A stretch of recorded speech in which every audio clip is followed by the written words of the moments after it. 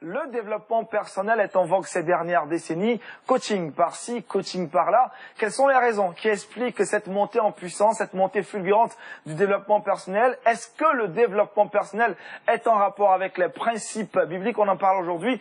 Le sujet est un sujet assez important. La grande question du développement personnel est un sujet qui mérite d'être abordé, Aniel, parce que presque partout aujourd'hui on en parle. Presque partout aujourd'hui on en parle. Et cela intéresse tout le monde, ça intéresse les jeunes, ça intéresse aussi les moins jeunes, dans les entreprises, même dans les églises, on en parle presque partout. Donc c'est un sujet qui a besoin qu'il soit vraiment abordé et je pense que c'est un sujet d'actualité. Alors le développement personnel, comme le dit le thème, développement, cela tend à l'épanouissement personnel, la croissance de l'individu et la promotion de l'ego et aussi la tendance à vouloir mettre en avant ses rêves, ses désirs personnels. Voilà pour moi un peu plus clairement et brièvement ce que je peux dire sur le développement personnel. Pour rebondir à ce qu'il a dit tout à l'heure, le développement personnel c'est plutôt un ensemble de pratiques, de méthodes qui permet à un individu de mieux se connaître, de se développer, de développer ses potentiels et parvenir à un épanouissement plutôt qui tend vers une meilleure qualité de vie. Le développement personnel en lui-même, c'est un ensemble de pratiques qui appartenaient déjà à plusieurs courants de pensée pour permettre à l'homme de s'afficher, de se donner une image. Tout est centré sur l'homme lui-même. Il n'a pas quelqu'un qui doit l'aider. Tout est lui, ses rêves, ses qualités, ses performances. C'est lui, ses rêves, c'est. On s'arrête à ses qualités. On va faire un peu d'histoire. À quand remonte la naissance du développement personnel? Ou le développement personnel est né avec la naissance du monde? Le développement personnel, pour moi, apparaît vers le 19e siècle avec plusieurs penseurs et en particulier un grand penseur qui a répandu dans le monde cette pensée en la personne de Alfred Adler. Alfred Adler qui apparemment a plus ou moins promu cette pratique, cet enseignement et cette idéologie de développement personnel et qui prend plusieurs formes. En Inde, par exemple, le développement personnel prend la forme de yoga, sans toutefois être l'origine du yoga, mais qui tend un peu vers cette pratique mystique. Et quand vous allez aux États-Unis, cette pratique prend la forme du business en parlant de l'ego, de l'être. Par exemple, les Américains qui se croient au-dessus de tous, parce que pour eux, ben voilà, c'est la mentalité qui leur est inculquée par le développement personnel. Donc pour vous, la période, c'est le 19e siècle et le père du développement personnel, c'est Alfred. Oui, Alfred Adler. Nous, on a pratiqué pendant 15 ans à enseigner le développement personnel. L'origine, on veut dire quoi? C'est vrai que les autres philosophes ont parlé de ça. Mais le monde est régi par des ordres, des gens qui se mettent ensemble pour décider à une date précise. Donc, on peut dire le développement personnel remonte au XVIIIe siècle. Comme le frère l'a dit, Benjamin Franklin, il est connu, c'est lui qu'on a accepté. C'est à partir de lui qu'on a accepté que le développement personnel prenne forme. C'est lui le pionnier le pionnier même du développement personnel. C'est vrai que d'autres ont eu des pensées, mais c'est lui, c'est à partir de lui. Mais attendez, on parle de développement personnel, mais ça remonte d'où là? On a donné la date, mais comment est-ce que c'est né? Vous savez que l'Église doit faire attention. Ce que nous sommes en train de dire là remonte du New Age. Pour nous qui parlons anglais, ça veut dire le nouveau monde, ordre mondial qu'ils ont établi là. Ils ont mis un enfant au monde qui est en train de faire un travail précieux pour les petits types là. Voilà. Donc il faut regarder tout ça. C'est pas un courant de pensée qui est né comme ça, non. Ça remonte d'une nouvelle ordre mondiale que nous savons. Face à l'Église, qu'est-ce que c'est? Ceux qui nous ont enseigné disent que le développement personnel, c'est pour pousser l'homme à la transformation de soi. Il n'a qu'à se transformer lui-même. Voilà. Et puis c'est l'amélioration aussi de la connaissance de soi. C'est pas connaître seulement soi là qui est important. L'amélioration. Ça veut dire, il y a longtemps, les gens cherchaient à se connaître, mais c'est l'amélioration de la connaissance de soi, et puis nous avons la valorisation des talents et potentiels. C'est ce qu'ils nous disent dans leur définition, quand nous aussi on était sur les plateaux en train d'enseigner la réalisation de ses aspirations et de ses rêves. Voici les buts du développement personnel. Quand nous autres, nous enseignons ça. Ouattara, les buts. Le but du développement personnel, c'est l'égocentrisme. Hein. Pour vous? L'égocentrisme, c'est-à-dire que tout est moi. Nous voyons qu'à la première fois où quelqu'un a voulu atteindre ses buts, nous avons assisté à la chute macabre et à la décadence de tout le système divin que Dieu avait mis en place. Selon Ésaïe chapitre 14, où le diable dit « Je monterai, je ferai, je serai ». Et nous avons vu que l'Éternel a renversé. Donc chaque fois que l'homme va dire je peux, Paul dit je puis tout par celui qui me fortifie. Donc en l'homme même, il ne réside aucune capacité. C'est pourquoi nous devons tout le temps à donner gloire à Dieu. Voilà pourquoi le développement personnel, le but, c'est de donner la gloire à l'homme. J'ai pu, je l'ai fait. Alors que Dieu voudrait que nous puissions reconnaître. Il dit garde-toi de dire en ton cœur. Ma force et ma capacité, ma connaissance et mon intelligence m'ont donné ces choses. Il dit, reconnais l'Éternel dans toutes tes voies. Reconnais-le dans toutes tes voies. Donc, on ne peut rien faire en tant que chrétien sans l'Éternel. Mais pour Thompson, c'est possible de mettre ces deux choses ensemble. Non, c'est-à-dire que mélanger, c'est vraiment du paganisme. Et puis, ben voilà. Pourquoi aujourd'hui le développement personnel est si populaire dans la société actuelle? Pourquoi? Le développement personnel est, pour ma part, aussi développé parce que Paul l'avait prédit déjà. Qu'est-ce que Paul a dit? Que dans les derniers temps, les gens auront de la démangeaison d'entendre des choses agréables, se tourneront vers des fables, se donneront une foule de docteurs selon leurs propres désirs. Or, nous voyons que le développement personnel tend à répondre aux besoins de l'homme. Tu seras heureux. Non, Dieu ne nous a pas appelés à régner sur terre. Il nous a appelés, si Jésus pouvait dire, mon royaume n'est pas de ce monde, mais mon royaume est là-haut. Et pour répondre à ce qu'ils ont dit, la prospérité dont ils prétendent que c'est une source de développement, j'ai dit non. La Bible dit, je souhaite que tu prospères à tous égards. Mais la condition est que comme prospère l'état de ton âme. Dans la prospérité selon Dieu, ce n'est pas la richesse. Ce n'est pas également la possession des biens matériels. La prospérité selon Dieu, c'est d'abord l'acquisition du royaume, la paix avec son Créateur. Car que servira-t-il à un homme de gagner le monde s'il arrivait à perdre son âme? Donc Dieu met un point d'honneur sur l'âme. Donc le chrétien qui tend véritablement sur les histoires de développement personnel, aujourd'hui, je crois que ces gars s'éloignent. Or, nous servons un Dieu jaloux qui ne partage pas sa gloire. Paul avait déjà prédit ça dans 2 Timothée chapitre 3 à partir du verset 6.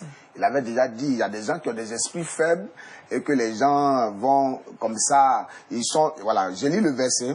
Il en est parmi eux ceux qui s'introduisent dans les maisons et qui captivent des femmes d'un esprit faible et borné, chargées de péchés, agitées par des passions de toute espèce. Donc ces gens-là sont là, et ils ne veulent pas se connecter à Dieu, le véritable Dieu.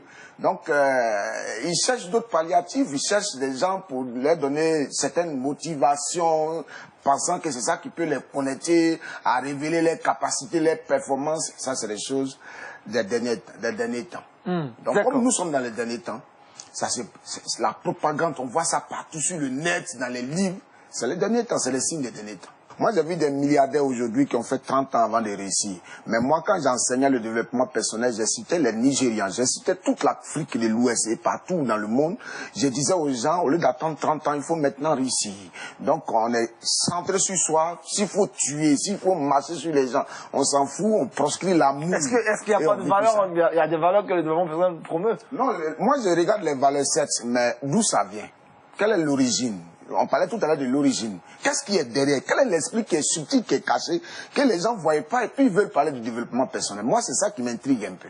La grande question du développement, qu'aborde le développement personnel, la connaissance de soi, le développement de l'homme lui-même par lui-même. Alors, ce qui est contradictoire à la parole de Dieu, surtout pour nous qui sommes chrétiens.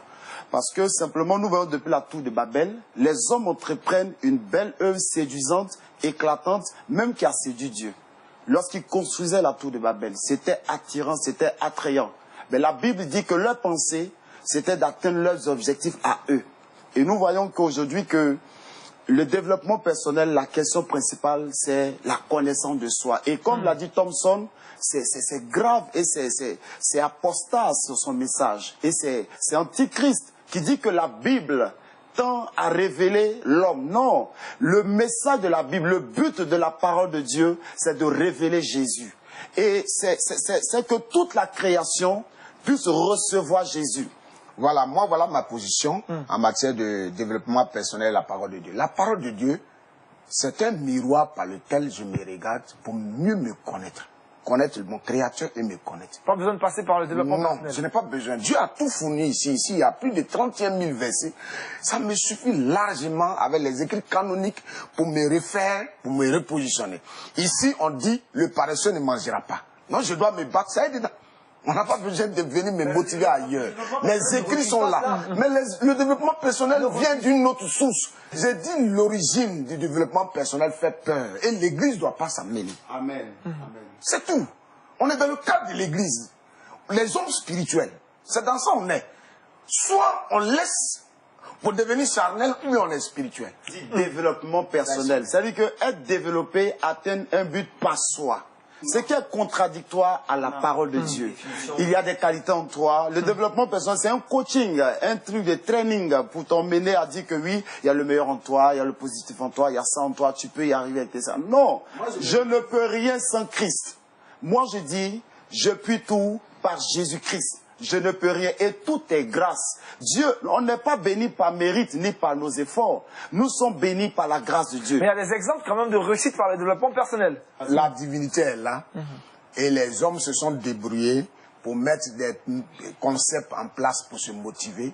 Ils ont refusé de se connecter au Dieu vivant et qui a donné sa parole. Et cette parole-là, il dit, méditez-la pour réussir en entreprise. Méditez-la pour réussir dans le mariage. Les gens refusent de méditer, hein. Ils sont chrétiens, ils refusent de méditer. Ils refusent de sonder les Écritures. Donc, ils vont aller dans le monde pour voir les concepts qui peuvent leur donner une certaine satisfaction de motivation. Voilà ce qui ne marche pas avec ce que moi je défends. Le spirituel, c'est la divinité. Quand tu es déconnecté avec Dieu, il faut Christ pour que tu sois connecté à lui. Il refuse Christ. Il veut l'alliance avec l'autre. Donc pour vous, il n'y a pas de rapport. Il n'y a même pas de rapport. Il faut que l'Église s'en méfie. D'accord. Il n'y a pas de rapport. Il n'y a pas de rapport. Un chrétien n'a pas besoin de développement personnel et n'a pas besoin de motivation. La Bible est autosuffisante et est pleinement suffisante pour le besoin, l'épanouissement du chrétien. Pourquoi? Parce que la Bible dit ceux qui sont conduits par le Saint-Esprit. Donc déjà en tant qu'enfant de Dieu, notre moteur, notre inspirateur, c'est le Saint-Esprit. Plus besoin de coach.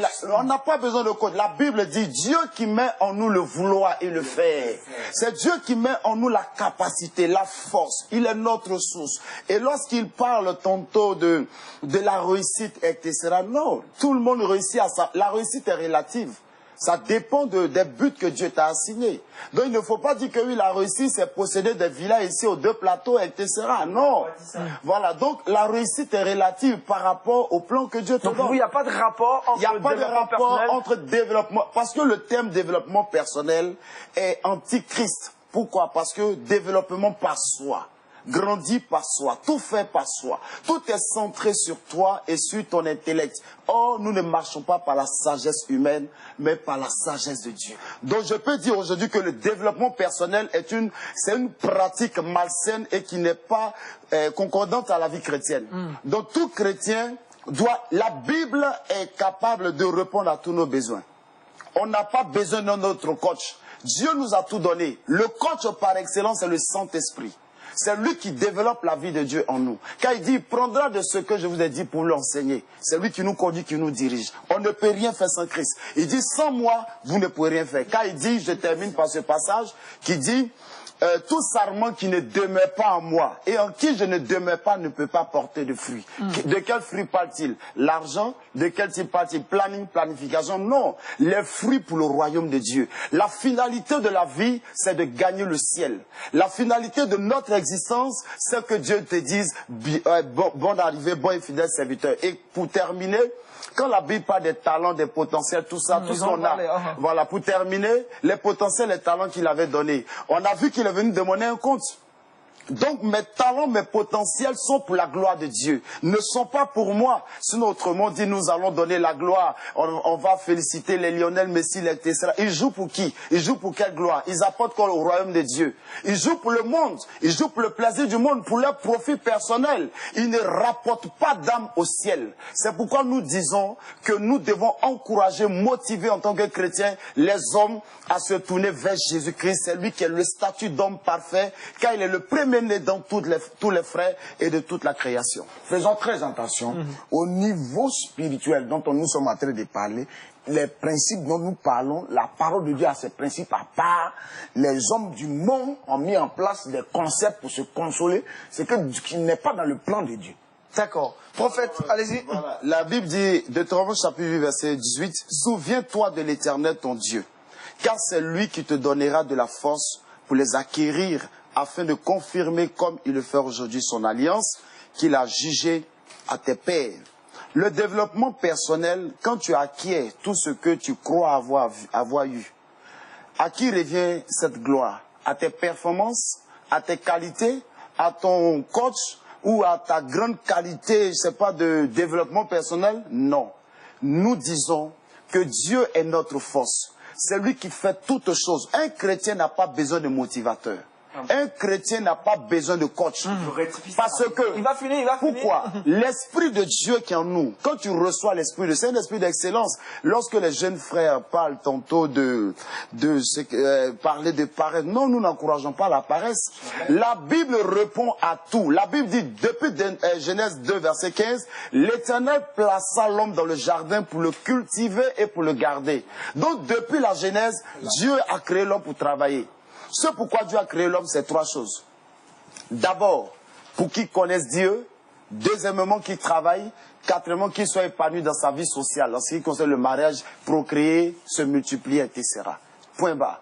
Donc ces points fondamentaux ne sont pas écartés lorsque nous parlons de Christ. Non, un chrétien doit travailler, car celui qui ne travaille pas ne mangera pas. Un chrétien n'a pas besoin de coach. Il n'a pas besoin de coach. Mais à César ce qui est à César, à Dieu ce qui est à Dieu. Ici nous sommes au monde. Leur développement personnel, la parole de Dieu pour celui qui est né de Dieu et qui est un homme spirituel, un homme d'esprit. On va voilà, juste dire aux jeunes que le développement personnel vient pour écarter l'apport de Dieu dans notre vie. Vient pour écarter réellement ce que Dieu représente pour nous. Nous disons, comme Paul, je puis tout par l'Éternel, rien par ma force. Car la Bible dit ce n'est ni par la force, ni par la puissance, ni par l'intelligence, mais par l'Esprit de Dieu. Donc parlons aujourd'hui de développement personnel qui grandit en nous. C'est notre ego, notre fierté, notre grandeur, notre gloire. Non, c'est Jésus qui doit grandir en nous. C'est Jésus qui doit être développé en nous. Parce que nous sommes participants de la nature de Dieu. Et nous sommes appelés, je rappelle, à ressembler à Christ. Au dernier jour, il viendra chercher des personnes qui lui ressemblent, des personnes sans tache, sans ride. Comme il le dit Matthieu 5, 48, soyez parfaits comme votre Père est parfait. D'accord, on va progresser dans nos échanges. Tout ce que je fais doit avoir pour base et centre, but, Christ. Le développement personnel, c'est moi. Quand je vais tout faire pour être fort, pour que je sois là. On va écouter Jérôme. La question c'est... Est-ce que les pasteurs ne jouent pas souvent le rôle des coachs en développement personnel? Un pasteur n'est pas appelé à faire du coaching à l'église. La Bible dit dans 2 Timothée chapitre 3 verset 16, toute écriture est inspirée de Dieu et utile pour enseigner. Voilà le rôle du pasteur, pour enseigner, pour convaincre, pour corriger, pour instruire dans la justice, afin que l'homme de Dieu soit accompli et propre à toute bonne œuvre. Donc le pasteur, c'est pas du coaching que tu dois venir faire à l'église. Il prie le Seigneur, il suit la pensée de Dieu, Dieu lui donne une pensée qu'il appuie par des versets bibliques pour corriger, pour enseigner, pour orienter. Voilà son rôle. Mais est-ce qu'aujourd'hui, je prends la réponse du prophète d'abord. Donc un pasteur ne peut pas être coach en développement personnel. Si un pasteur le devient, il le devient simplement pour répondre aux besoins du monde dans la mesure où il veut remplir son ventre. Parce que ça se paye très cher là-bas. C'est ce que je disais, l'ennemi en face est tellement subtil, il prend le réel, il le falsifie, il le maquille, et puis on va à la dérive. C'est ce que moi je soutiens toujours, et je dis que les deux milieux sont carrément opposés. Le spirituel et ce que le monde est en train de brandir, ce que l'ennemi est en train de brandir. Donc je ne peux pas dire, bon, ils sont libres. Mais je dis aux chrétiens de se méfier, de faire attention quant au développement personnel. Il faut le proscrire. Eux tous, ils sont en train de se battre pour chercher à combler un vide qui est là, la relation Dieu et l'homme, mais ça ne marchera jamais. Donc cette relation qui est coupée à cause du péché, l'homme ne pourra pas rattraper ça. Donc la limite se trouve au fait que tout ce que Dieu qui est suprême peut faire, il ne peut pas faire. Parce qu'il ne suffit pas de donner les mots. Mais est-ce que les mots là peuvent transformer quelqu'un réellement? Quand tu dis à quelqu'un, lève-toi, tu as tel pourcentage, ça suffit pour qu'il puisse arriver à la performance. C'est de ça qu'il s'agit. Parce que c'est ça le rôle du diable. Regarde, tu es chrétien, tu vas à l'église depuis 10 ans, ça fait 10 ans, ça fait 30 ans, regarde, qu'est-ce qui change? On va te coacher. Non! On ne coache pas un enfant de Dieu. Un enfant de Dieu doit avoir les fruits de Dieu qui sont la patience, la persévérance et surtout s'attendre à Dieu en toutes choses dans ce qu'il fait. Donc pour moi, ils ont des limites. Ils ne peuvent pas chasser des démons dans un corps. Il y a des gens que leur difficulté est purement spirituelle. Et les paroles qu'ils envoient, c'est fade. Parce que la Bible dit que la lettre tue, mais l'esprit vivifie. Ils n'ont pas l'esprit. Ils ne disent pas le Seigneur, il faut prier. Ils ne disent pas ça. Ils disent non, tu as des qualités, tu as des potentiels, il faut connaître ton environnement. Abraham n'a pas eu besoin de connaître son environnement pour réussir dans le désert. Il a eu besoin de l'orientation de Dieu et de la présence de Dieu avec lui. Même dans le désert, avec l'Éternel, tu fleuris. Tu n'as pas besoin d'une lecture, de voir si ça peut ou ça ne peut pas. Ça, c'est l'intellect. Alors que nous disons, un fils de Dieu doit vivre par la foi, selon Habakkuk 4, 2 verset 4, mon juste vivra par la foi dans la dépendance de l'Éternel en toutes choses. D'accord. Thompson? Jamais prendre le développement personnel pour envoyer quelqu'un à Christ. L'évangile qui est la puissance de Dieu. Parce que le développement personnel, c'est des mots qui sont fades, qui sont vides, qui ne peuvent rien apporter à un homme. Pourtant, l'évangile, c'est la puissance de Dieu qui est libérée pour transformer, pour délivrer, pour arranger l'homme, pour qu'il prenne conscience de sa personnalité. Donc pour vous, c'est pas possible de passer par la développement personnel. Quand je prêche l'évangile, la puissance va, ça touche la mentalité, ça touche les émotions, ça touche les bras. Il est en action et sa délivrance pour produire encore d'autres fruits dans sa vie. C'est ce que je m'en rends. Prophète, la question est la même pour vous. Pour moi, c'est simple. Paul dit, je n'ai point honte de l'évangile, car c'est le salut donc de pour Dieu. Vous, on ne peut pas utiliser le développement personnel. Donc, un homme qui vient par, c'est la subtilité, puis c'est, va prêcher à quelqu'un, je viens de te parler de Jésus. Si tu es venu évangéliser, en fait. Donc, pour moi, aujourd'hui, les développements personnels, ce sont des personnes qui se cachent derrière des choses, simplement. Pour moi, le seul moyen de prêcher l'évangile, c'est de prêcher l'évangile. Le développement personnel n'a rien à voir avec la spiritualité. Il faut le proscrire ça dans vos églises, enseigner la parole de Dieu qui est vivante. Elle est suffisante pour transformer les gens, pour sauver des vies. Point. Prophète Moïse Ouattara. Oui, pour moi, selon 1 Timothée 6, versets 8 à 9, qui dit, si donc nous avons la nourriture, le vêtement, cela nous suffira. Mais ceux qui veulent s'enrichir tombent dans la tentation, dans le piège et dans beaucoup de désirs insensés et pernicieux qui plongent les hommes dans la ruine et la perdition. Donc pour moi, aujourd'hui, alors le développement personnel n'a qu'un seul message, c'est de devenir riche, prospère, être heureux sur terre. Que les enfants de Dieu doivent chercher à savoir avoir le nécessaire pour leur vie et de laisser le Seigneur gérer le reste de leur vie, tout en sachant que Christ est celui à qui nous devons ressembler. Est-ce qu'il est vraiment nécessaire que ceci soit récupéré par l'Église pour que ce soit pratiquement devenu un support d'enseignement dans lequel beaucoup de personnes se sont investies? Et surtout que la question met l'accent beaucoup plus sur la connaissance de soi, la mise en avant, bien entendu, de l'ego de l'être humain et qui a tendance donc à pratiquement se passer de Dieu pour développer ses talents et développer ses capacités et penser être à mesure pratiquement d'agir au-delà de ce que les limites que Dieu place. Donc je pense qu'il y a quand même quelques questions à ce niveau. De l'autre côté, pour ceux qui défendent comment dirais-je, le développement personnel et qui le pratiquent, ont tendance malheureusement à idéaliser tout ce que le développement personnel présente. Ça devient comme la dernière solution qui restait à l'humanité pour régler tous les problèmes de l'être humain. Je pense que ça c'est quand même un peu exagéré, cette manière d'idéaliser la chose, au point où on a pratiquement de la peine à montrer les failles de la chose.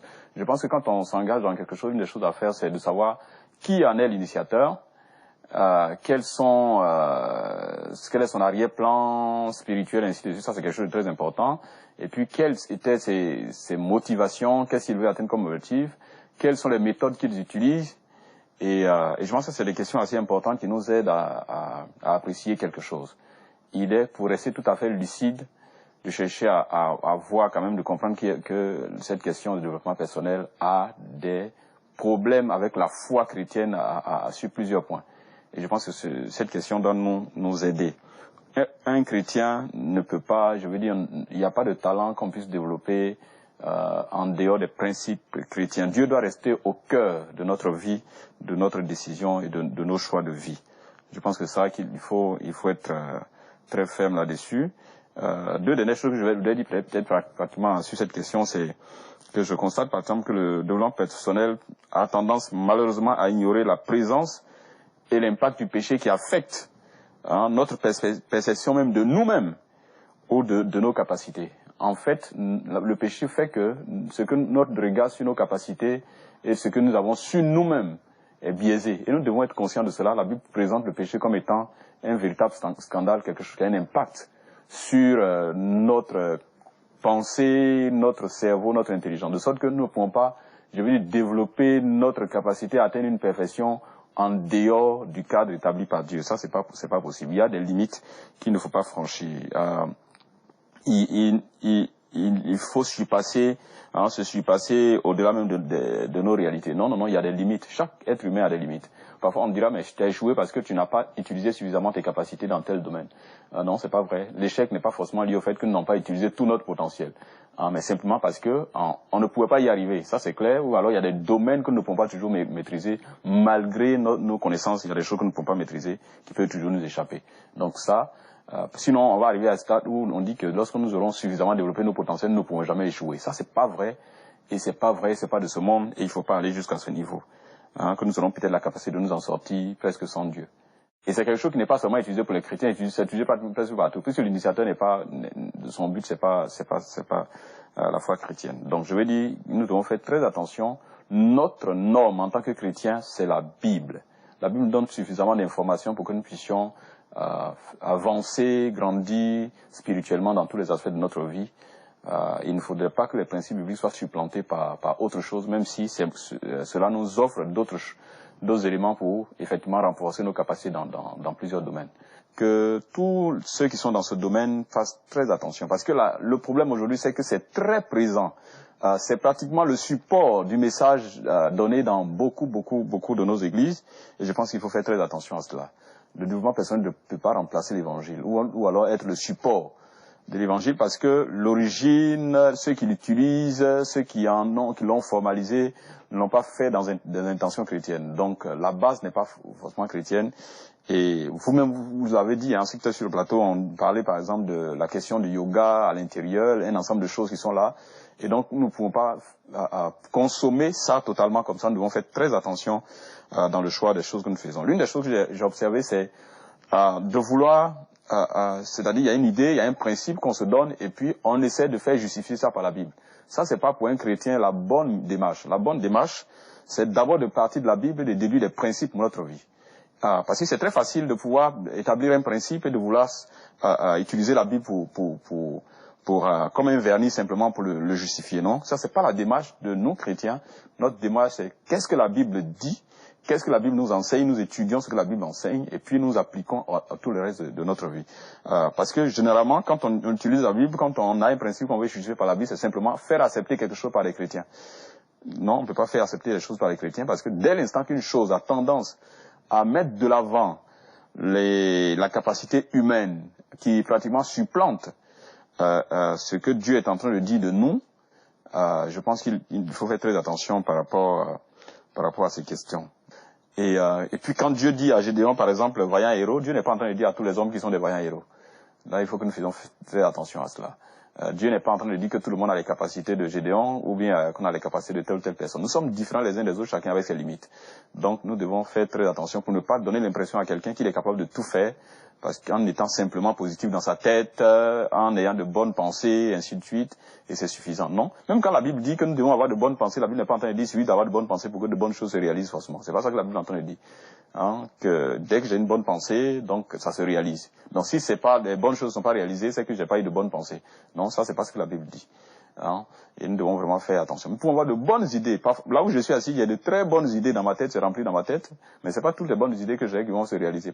C'est pas parce qu'il y a une bonne pensée que les choses vont se réaliser forcément. Non, non, non. C'est bien sûr d'avoir une bonne pensée, d'avoir une tête dégagée, un cerveau dégagé de mauvaises choses, mais ça ne veut pas dire qu'il suffit d'avoir une bonne pensée, qui soit une très bonne pensée, une pensée positive pour que les choses puissent se réaliser. Donc nous devons trier clairement, enlever de cette affaire les choses qui ne sont pas conformes à notre foi. Et ça ne doit pas être le support de notre message dans les églises. Ça, nous devons faire très attention par rapport à cela, parce que l'origine n'est pas tout ça, et les principes ne sont pas toujours à 100% des principes chrétiens. Et précisez toujours que la Bible est notre norme au-dessus de toute chose.